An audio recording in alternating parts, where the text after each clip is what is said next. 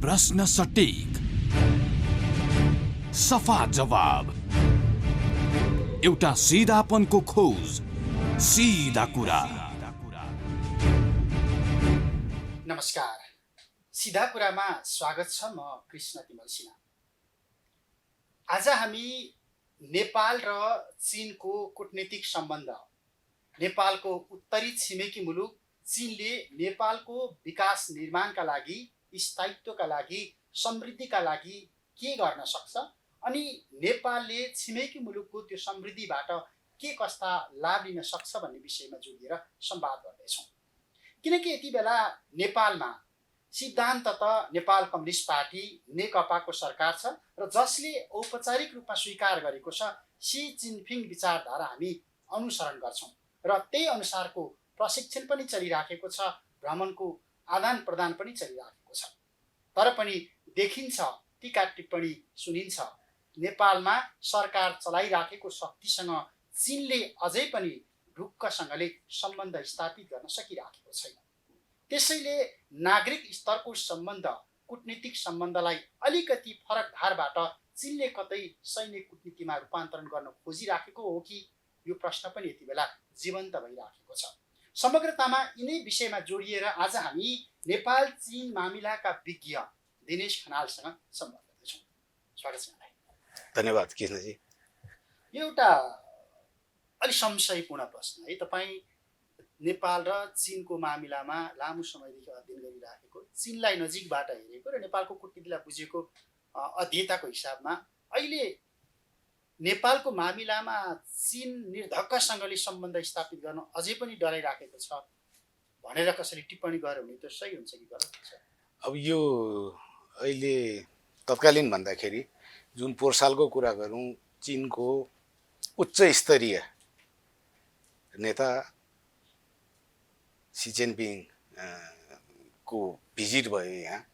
त्यसले के देखाउँछ भनेदेखि नेपालको यो परिप्रेक्ष्यमा चीनको पनि एकदमै राम्रो सम्बन्धका साथ नेपालको प्रगति विकासको लागि चाहिँ चीन साथमा छ भन्ने एउटा राम्रो मेसेज चाहिँ गएको छ। यो किनभनेदेखि 23 वर्षदेखि रोकिएको उच्च स्तरीय भ्रमण जुन चाहिँ 23 वर्षपछि आइस ब्रेकै भयो भनौँ, त्यसले गर्दा चाहिँ के देखिएको छ भनेदेखि चीनले गर्नुपर्ने, एउटा छिमेकी मुलुकले गर्नुपर्ने, नेपाललाई गर्नुपर्ने एउटा सम्बन्धको आधारमा, कूटनीतिक सम्बन्धको आधारमा चीनले चाहिँ हामी छौँ है नेपालसँग भन्ने चाहिँ ठुलो मेसेज गएको छ। अब यसमा तपाईँको प्रश्नमा जाउँ, चीन र नेपालको सम्बन्ध किन बढ्न सकेको छैन भन्ने खालको आशयको प्रश्न आयो, त्यो होइन, मलाई त्यस्तो लाग्दैन। नेपाल र चीनको सम्भवतः सम्बन्धमा सबैभन्दा उच्च स्तरीय राम्रो सम्बन्ध चाहिँ यही लास्ट इयर अहिलेकै नै समय नै हो भन्यो नि, 1-1.5 वर्षको समय नै हो। किनभनेदेखि चीनले जसरी विकास लिएर गइरहेछ र एउटा BRI को अवधारणा संसारभरि चाहिँ अलि चाहिँ व्यापक भइरहेकोमा नेपालले पनि त्यसमा सहभागिता जनाएको छ हैन। त्यो भने हाम्रो सपोर्टिभ हाम्रो कूटनीति पनि हो, प्लस त्यसले ल्याउने विकासका परियोजनाहरू पनि छन्। त्यसै गरी अर्को कुरामा हेर्दाखेरि हामी दुई मुलुकको बिचमा चाहिँ हामीले जहिले पनि पहिलाका महाराजाको बेला होस् अथवा यो गणतन्त्र आएपछि होस् अथवा राजतन्त्रमा होस्, एक चीन नीतिको अवधारणा नेपालले कहिले पनि चाहिँ यसलाई चाहिँ छुटाएको छैन। त्यसले पनि हाम्रो सम्बन्ध, दुई देशका सम्बन्ध चाहिँ एकदम प्रगाढ छन्, अझै अगाडि बढ्दैछन्। तर ती सम्बन्धले चाहिँ ल्याएका कार्यक्रम गरेका कुराहरूले चाहिँ रिजल्ट चाहिँ नआइरहेको अवस्थामा यी कुराहरू भनौँ हाम्रो जनमानसमा एउटा नैराश्यताको वातावरण हुनु चाहिँ के भयो त? भन्दा पनि यहाँनिर जस्तो चीनले नेपालको स्थायी सत्तामाथिको विश्वास अहिले पनि कायम गर्न नसकिराखेको हो जस्तो देखिन्छ नि। चीनले महेन्द्रको पालामा अरनिको राजमार्ग खुलेदेखि राष्ट्रपति विद्यादेवी भण्डारीको ट्रान्स हिमालयन कनेक्टिभिटीको जुन प्रतिबद्धता र हस्ताक्षरसम्मको दिन हेर्दाखेरि चीन गर्न खोजिराखेको छ, तर हाम्रो यहाँको स्थायी सत्ताले चीनको त्यो कन्फिडेन्सलाई सदुपयोग गर्न नसकिराखेको हो। कृष्णजी, यस्तो हुन्छ, सम्बन्धमा चाहिँ हाम्रो सम्बन्ध झन् राम्रो भएको छ, तर सम्बन्धको साथसाथै भएका परियोजनाको हस्ताक्षरहरू काम नभइरहेको खण्डमा चाहिँ हाम्रो राज्यपक्ष, सत्तापक्ष, राज्यपक्षले चाहिँ त्यसलाई चाहिँ हैन, त्यसलाई निष्कर्ष त्यो काम निकाल्न नसकिरहेको अवस्था छ। यहाँ काम नभइरहेको अवस्था छ।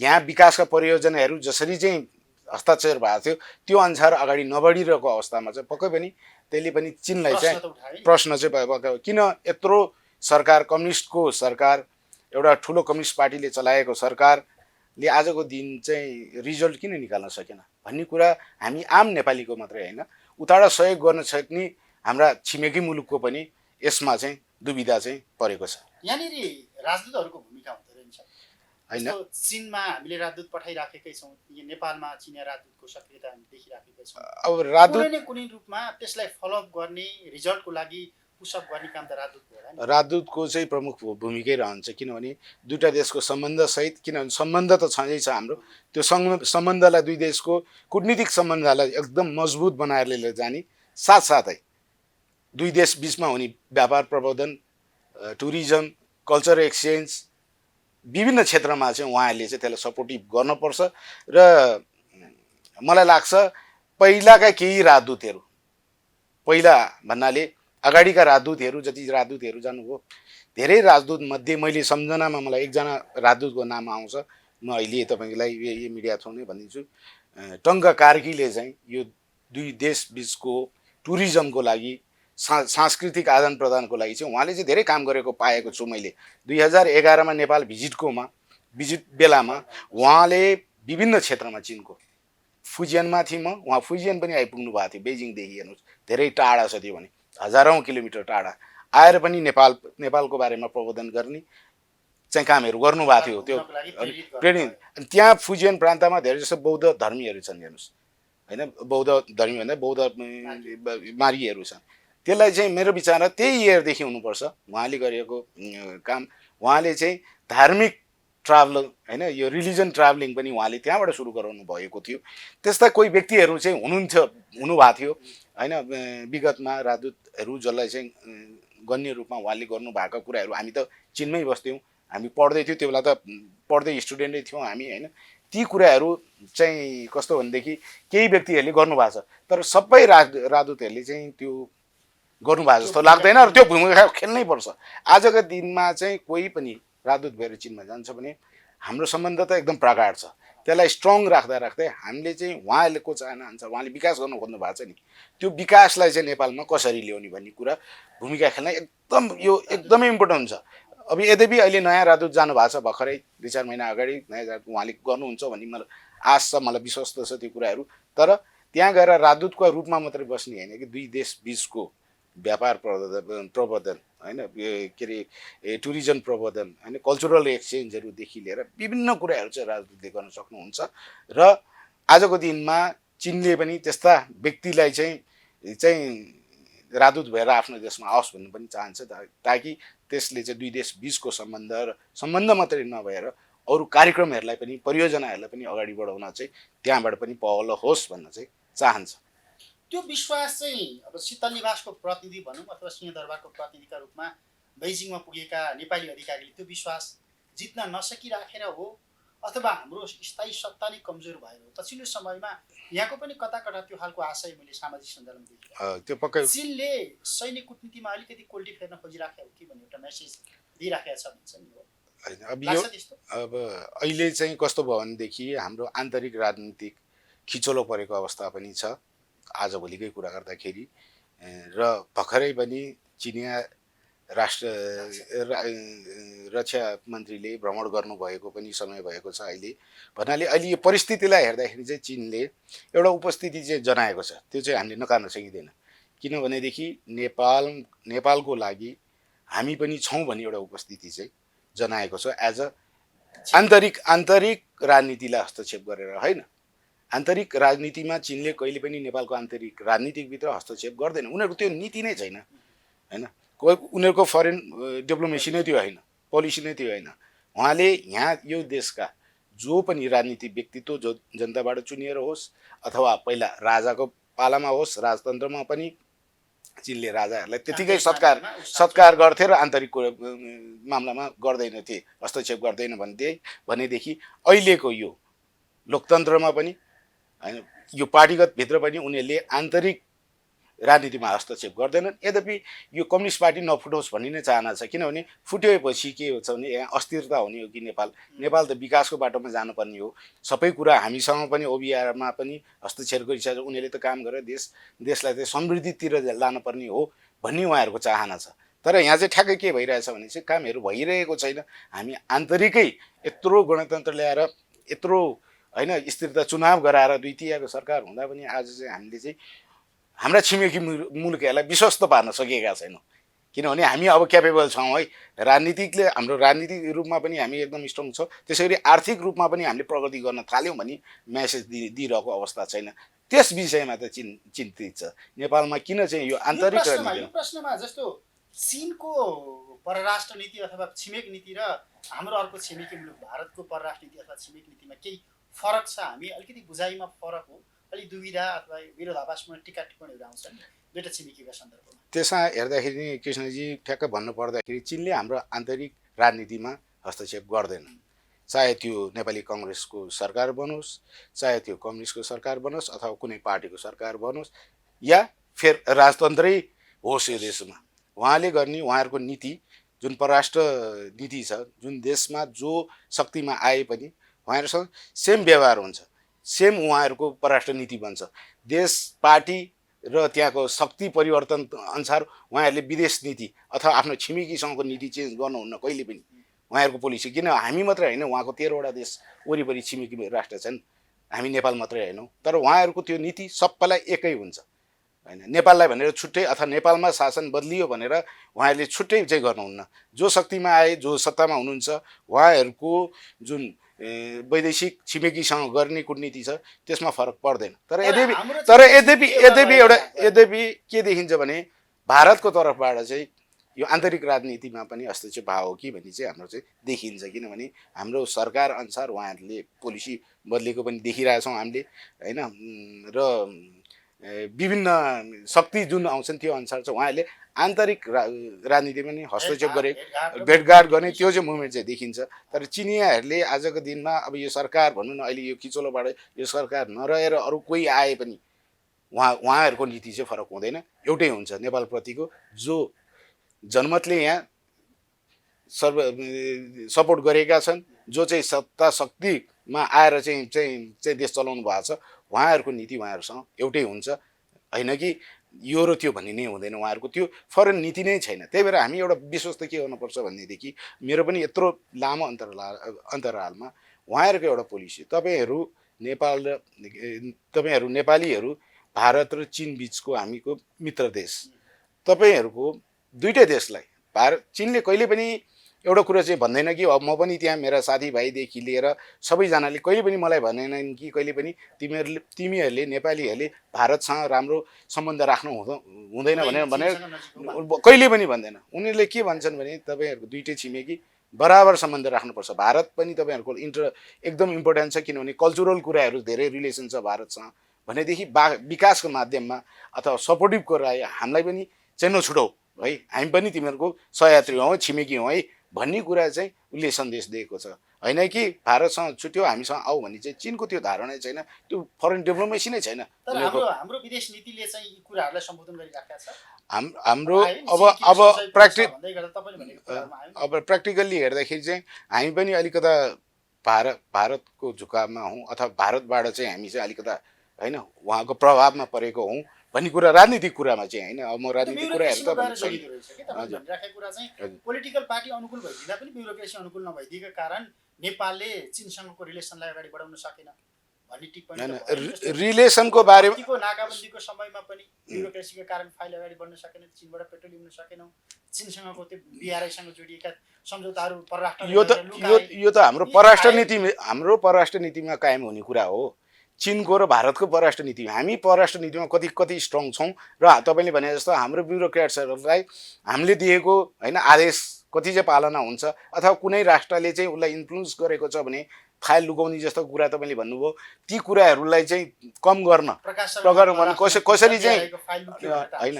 त्यसरी भने चाहिँ यो त बाह्यबाट चाहिँ हाम्रो कूटनीतिलाई चाहिँ बाह्यबाट प्रभाव हुने कुराहरू चाहिँ मेन राष्ट्रले गर्नुपर्ने कुराहरू छ नि, त्यसमा चाहिँ हाम्रो कमी कमजोरी हो, उनीहरूको कमी कमजोरी होइन। छिमेकीले तपाईँलाई होइन कोही छिमेकीले राम्रो होस् भन्न चाहन्छ भने कोही छिमेकीले राम्रो भए पनि यसकोमा त्यत्रो विकास नहोस् अथवा नयाँ कुरा नहोस् भन्न नि सक्छ। सबैले हामीलाई चाहिँ माया गर्छन् र सबैले सपोर्टै गर्छन् भन्ने त छैन नि। तर हाम्रो नीति के हुनुपर्छ, हामी समान रूपमा सबैसँग मिलेर विन विनको कन्डिसनमा खुसी पाएर हाम्रो दुईटा छिमेकी मुलुक हुन् हैन, दुईटालाई खुसी बनाएर चाहिँ हामी अगाडि जानुपर्छ भन्ने कुरा चाहिँ हाम्रो परराष्ट्र नीति चाहिँ बलियो हुनु पर्यो भन्ने चाहिँ मेरो भनाइ छ। अब यहाँनिर तपाईँले विन विनको कुरा गर्दै गर्दा हामी हाम्रो समृद्धिका कुरा गर्छौँ, स्थायित्वको कुरा गर्छौँ।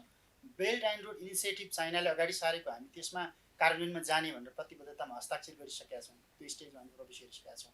अलिक परको छिमेकीले सहयोगीले अथवा मित्र राष्ट्रले एमसिसी परियोजनामा नेपाललाई लगेर हस्ताक्षर गराइसकेका छ। भारतको मुखौटोमा अमेरिका आइराखेको छ एमसिसीका लागि भन्ने पनि हामी टिका टिप्पणी गर्छौँ। अब यो मामिलामा नेपालको राजनीति पार्टीमा पनि द्वन्द्व छ, सरकारभित्र पनि द्वन्द्व हामी देखिरहेका छौँ, ब्युरोक्रेसीमा पनि द्वन्द्व छ। चीनले चाहिँ के चाहिराखेको छ त एमसिसीको सन्दर्भमा नेपालको भूमिका भन्दा चीन बोल्दैन। चीनले नबोल्नुको कारण छ, उसले आन्तरिक हामीले कोसँग सहयोग लिने, कुन देशसँग सहयोग लिने, कुन हिसाबले सहयोग लिने, हामी त स्वाधीन राष्ट्र हुन्थ्यो, अखण्ड हामी एउटा राष्ट्र हुन्थ्यो, उसले हामीलाई नलिने भन्ने कुरा त भएन हैन, उसले भन्न पनि मिल्दैन र हैन। यो हामीले हाम्रो नितान्त हाम्रो देशको राष्ट्रिय स्वार्थ हेरेर हामीले गर्ने डिसिजन हो। तर यद्यपि म भन्न चाहन्छु न भारत चाहिँ एमसिसी आयो न भारत खुसी हुनेवाला छ, न कुनै पनि पछि मुलुक त नआओस् भन्ने नै छ, नेपाल भनौँ न एसियाभित्र नआओस् भन्ने नै छ। किन भोलि पर्सि त्यसले प्रब्लम पनि खडा विभिन्न आशंकाहरू आइरहेका छन्। यद्यपि त्यो के अरे हेर्दाखेरि सरसर्ती हेर्दा ठिकै नेपालको भलाइमै भए पनि त्यसका भित्र लुकिएका कुराहरू धेरै छन्। अब त्यसले नेपाललाई मात्रै भोलि प्रब्लम नभएर चीन र भारत दुईटालाई प्रब्लम हुनसक्छ कि भन्ने आशंकाका कुराहरू त धेरै छन् नि त्यसमा। तर छिमेकीहरूको इन्ट्रेस्ट चाहिँ नेपालले एमसिसीको पक्ष दर्ता नलिदिए हुन्थ्यो, खारिज भइदिए हुन्थ्यो भन्ने छ, त्यो लाग्छ तपाईँलाई विश्लेषणले त्यो भन्छ? त्यसले पक्का पनि भन्छ, किनभनेदेखि भोलि यहाँ स्थिरता भनौँ लेमानले बुझे जस्तो साधारण मान्छेले भोलि एमसिसीको उमा जुन अमेरिकी सेनाहरू आउने भन्ने कुराहरू छ, यदि आइदिएको भएको खण्डमा त के चीनलाई सहज हुन्छ, भारतलाई सहज हुन्छ त?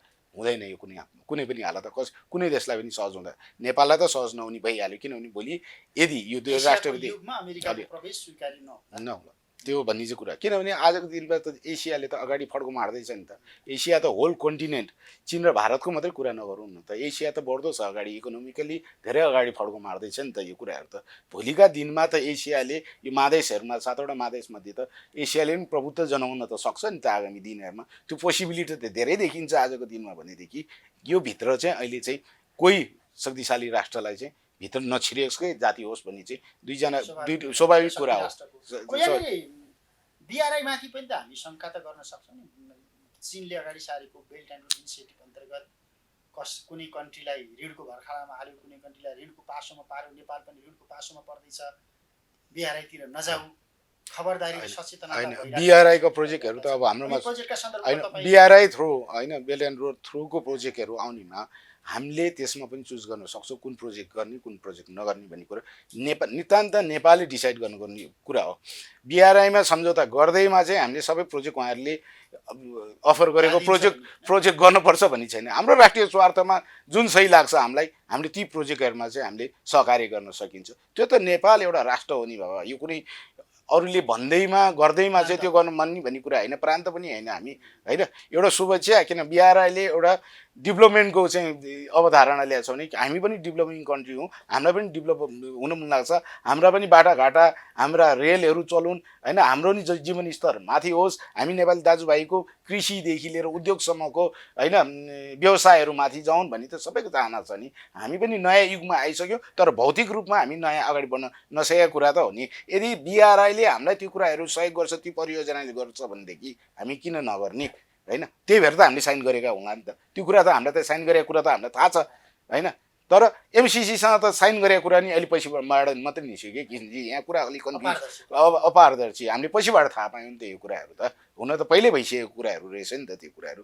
तर बिआरआईमा साइन गर्ने बेला त तपाईँ हामी सबैलाई जानकारी भएर भएका कुराहरू हो नि त होइन। कसै केही नेताहरूलाई बोलाएर मात्रै भित्री रूपमा त साइन गरेर त होइन नि त। यो त होइन संसारभरि गरिरहेको छ यो कुरा होइन। एसियामा त्यत्रो मुलुकहरू जोडिरहनु भएको छ बिआरआईमा भनेदेखि हामीलाई कुनै झुटो पनि होइन नि त। तर त्यसका सहयोगहरू हामीले के गर्ने, त्यसका प्रोजेक्ट हामीले के गर्ने नगर्ने, हाम्रो राष्ट्रको हितमा छ कि छैन होइन? छैन भने त्यसलाई हामीले गर्नुपर्छ भने हाम्रो राष्ट्रिय हितमा छैन भने कुनै पनि प्रोजेक्ट गर्नु पर्दैन होइन ती कुराहरू हुन् नि तर हामीले त्यसको लागि त हाम्रो- फ्रिडम छ नि हाम्रो हामीलाई त हाम्रो चुजको लागि प्राथमिकता चाहिँ के देखायौँ? जस्तो BRI-सँग जोडिएका नेपालले लाभ पाउने परियोजनाहरूको सूची ल्याऊ भन्दै गर्दाखेरि 11-12वटा हामीले सूची पेश गर्दै गर्दा हामीले हाम्रो प्राथमिकता चाहिँ के देखायौँ? एउटा कुनै टेक्निकल कलेज देखायौँ, एउटा कुनै राजमार्ग विशेष देखायौँ, ठुलो हामीले ठुलो परियोजना हेर्नु गर्न सकिएन होइन त्यो कुरा एउटा भिजन एउटा ठुलो भिजन भएकोले अब नेतृत्व पनि चाहियो अलि लङ टर्म हेर्ने नेतृत्व पनि चाहियो तर यद्यपि BRI-ले मैले के देखेको छु भनेदेखि नेपाललाई धेरै कुराहरूमा इन्फ्रास्ट्रक्चरमा चाहिँ फाइदा हुने कुराहरू चाहिँ छ है पक्का पनि छ इन्फ्रास्ट्रक्चर हाम्रो एकदम पोहोर छ हेर्नु बाटोघाटो अहिले पनि होइन हाम्रा राजमार्गहरूमा हेर्नुहोस् डेली जस्तो एक्सिडेन्ट त्यसरी किनभने भौतिक रूपमै बाटो स्ट्यान्डर्ड होइन वर्ल्ड स्ट्यान्डर्ड एउटा मापदण्डमै छैन के बाटोघाटै मापदण्डमा छैन मापदण्डको अन्तर्राष्ट्रिय तरको मापदण्डको बाटोघाटो त चाहियो नि त ट्राभल गर्न होइन त्यसमा पनि हाम्रो हिमाल डाँडा धेरै भएको ठाउँमा त त्यसै पनि होइन कहिले पहिरो गइरहनेदेखि होइन विभिन्न ढुङ्गा झर्नेदेखि लिएर कभहरू बाटो जाने पनि हाम्रो त्यसै पनि डेन्जर छ त्यसमा पनि हामी एकदम पोर इन्फ्रास्ट्रक्चर के एकदमै न्यूनतम बाटोको पनि एउटा बाटो जस्तै नभएर त्यसमा हामी ट्राभल गरिरहनु पर्छ कतिजना नेपालीहरूले अकालमा मृत्यु भइरहेको छन् यी कुराहरू चाहिँ हामीले आज विकासको क्रममा हामीले सबभन्दा ठुलो फाइदा चिनसँग लिने किन चिनको टनलिङ गर्ने पनि राम्रो छ क्या एकदमै राम्रो छ चिनमा जुन चाहिँ टनल बनाएर बाटोहरू खन्ने होइन डाँडाहरू त्यस्तो खाले टेक्नोलोजीहरू त्यस्तो खाले प्रोजेक्टहरू ल्याएर किनभने हामी डाँडै डाँडा हिमाल भएको धेरै ठाउँ भएको र त्यसमा ट्राभल गर्नुपर्ने भएको कुरा त्यस्ता कुरा टनलिङ बाटोहरू ल्याएर नयाँ टेक्नोलोजी ल्याएर कामहरू गर्न सक्यो भने त हाम्रो देशलाई नि समृद्धिमा जानु पर्यो नि लान सकियो नि किन बाटो नभइकन त समृद्धि सम्भव छैन नि बाटो हुनु पर्यो मान्छेको आवत जावत बढ्नु पर्यो सेफली ट्राभल हुनु पर्यो अनि मात्रै त विकास अर्को खण्डमा जान्छौँ नि हामी चिनमा पनि एकैचोटि अहिले bullet train fast train bullet train त आएका होइनन् नि पहिला त उनीहरू होल बाटो बनाउनैमा लाए होइन बाटो नै देशभरि सञ्जाल हाइवे वर्ल्ड क्लास भनौँ न संसारकै अहिले टप हाइवे मध्येका हाइवेहरू चाहिँ चिनमा छन् होइन कसरी गर्यो भने उनीहरूले बाटो सञ्जाल जोडिएपछि मात्रै देशको विकासमा जान सकिन्छ भन्ने यो कुरा फेरि माओको उदयपछि चिनमा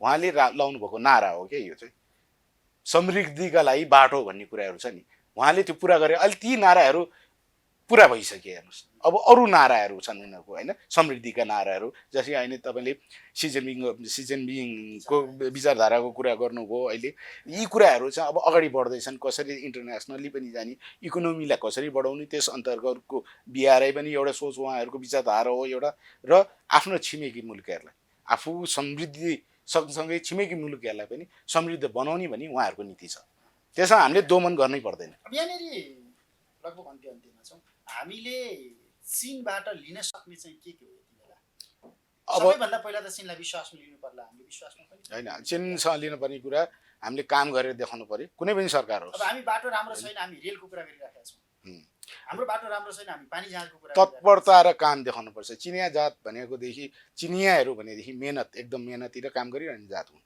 हामी कस्तो छौँ हामी धेरै बोल्छौँ कुरा गर्छौँ ठुला कुरा गर्छौँ किताबका कुरा गर्छौँ दार्शनिक कुरा गर्छौँ होइन फिलोसफीका कुरा गर्छौँ तर लागु भौतिक रूपमा चाहिँ लागु गर्ने कुराहरू गर्दैनौँ हेर्नुहोस् होइन नेपालमा रेल ल्याउनु भने नराम्रो कुरो होइन तर त्यो रेल ल्याउनलाई चाहिँ हामीले के गरौँ हाम्रो पक्षका कुरामा चाहिँ हामी कमजोरी छ कि नेपालमा BRI-मा साइन भएका प्रोजेक्टहरू किन अगाडि बढ्न सकेनन् भन्ने पनि त्यो हाम्रो तत्परता दिनु पर्यो देश त हाम्रो विकास गर्नुपर्ने हो नि होइन देश त हाम्रो हो नि त हाम्रो ठाउँ विकास हुनु पर्यो हाम्रो तत्परता देखिएन होइन मेरो प्राथमिकता के मैले निर्धारण गर्न सकिरहेको छ त्यो त गरेर देखाउनु पर्ने कुराहरू प्र्याक्टिकली गर्नै सकेका छैन कि यहाँको ब्युरोक्रेसीले गर्न दिएन कि अरू देशको दबावले गर्न दिएन कि राज्य शक्तिको इच्छा शक्ति काम गर्नेतिर रिजल्ट ओरिएन्टेड भन्दा पनि गफ ओरिएन्टेड मात्रै भयो यी कुराहरूले गर्दा चाहिँ अगाडि समृद्धिको भौतिक समृद्धिको चाहिँ कुराहरू र इकोनोमिकल्ली समृद्धिको होइन समृद्धितिर जाने कुराहरू चाहिँ अलिकता हामी धेरै पछि परेको देखाछौँ र त्यसै देखाएको छौँ यिनीहरूले गफ गर्छन् काम गर्दैनन् भने चाहिँ अबबाट चाहिँ प्रष्ट भयो हेर्नुहोस् अब BRI साइन गरेर पनि यत्रो ठुलो सरकार द्वितीयको सरकार बनेर पनि आजको दिन नेपालमा कुनै पनि आउटपुट नदेखेको कारणले गर्दा अब उनीहरूलाई चाहिँ त्यति यिनीहरूले चाहिँ गफ चाहिँ गर्छु भन्छन् गर्दैनन् भन्ने चाहिँ त्यो इम्प्रेसन हामीले दिइसक्यौँ हेर्नुहोस् किनभने हाम्रो व्यवहारबाट पाएको इम्प्रेसनहरू छन् कुनै पनि प्रोजेक्ट तपाईँलाई थाहा छ यो सानो कुरा गर्यो यो काठमाडौँको त्यो एउटा कोटेश्वरदेखि उको कति वर्ष लागेको त्यहाँ के लिएर रोकिएको विद्युत प्राधिकरणले पोल नउखलिदिने ढल निकासले त्यो ढल नसारिदिने होइन औले कसरी काम गरेस् होइन वर्षौँ लाग्यो त्यसलाई हेर्नुहोस् होइन अब अहिले पनि विस्तार हुँदैछ होइन। अब त्यो पनि कति टाइम लाग्ने हो, किन आफ्नो पछिको काम त गर्नु पऱ्यो नि।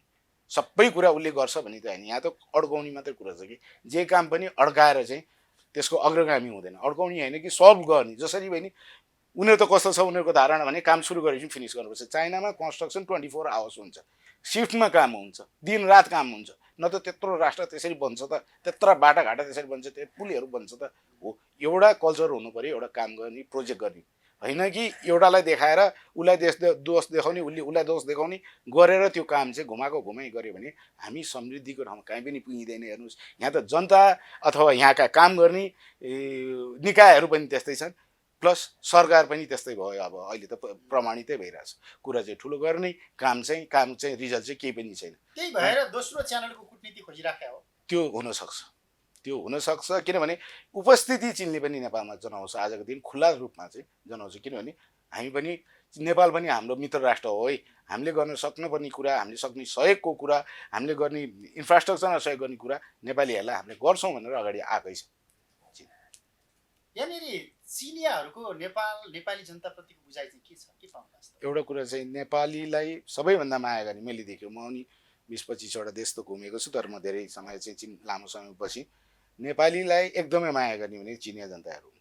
त्यसमा दुई मत छैन। हुन त भारतीयले नि गर्छ नेपालीलाई भैया भैया भनेर, तर उनीहरूले साथीको रूपमा होइन। नेपाल भनेपछि उनीहरूलाई एउटा उच्च खाले चाहिँ नेपालीहरूको लागि चाहिँ एउटा सद्भाव छ होइन, सद्भाव छ होइन, एउटा रेस्पेक्ट छ नेपालको लागि। किनभने यत्रो देशमा एसियाको सानै मुलुक भए पनि एकदम राम्रो ठाउँमा प्राकृतिक भएको र अर्को बुद्ध जन्मेको होइन, बुद्ध जन्मेको कारण त्यो पनि छ। त्यसै गरी हामीले माउन्ट एभरेस्ट हामीले हामीले सेयर गरेर चाहिँ उनीहरू उत्तरपट्टि छौँ भने हामी दक्षिणपट्टि छौँ होइन। त्यो हिसाबले पनि हामीलाई पुरानो हाम्रो कल्चरली पनि भौगोलिक रूपले पनि हामीलाई चाहिँ समीपता छ।